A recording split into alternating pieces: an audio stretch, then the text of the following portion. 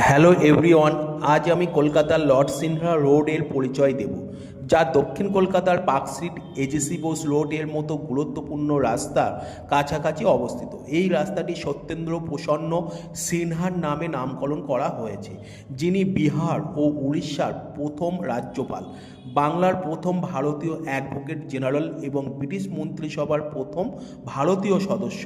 এই রোডের অন্যতম সুপরিচিত স্কুল শ্রী শিক্ষা আয়তন।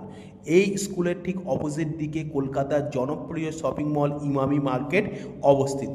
এছাড়া Sakhawat memorial government girls high school এই রোডে অবস্থিত। এখানে লং টেনিস ও গল্ফের মতো খেলার ঐতিহ্যবাহী পরিবার ও ইতিহাস আছে। এই রোডে পুলিশের special branch, border security force, বিএসএফের training centre, staff selection commission এবং কেন্দ্রীয় বিদ্যালয় সংগঠন এর আঞ্চলিক অফিস আছে। আজকের মিনি ব্লগটি এই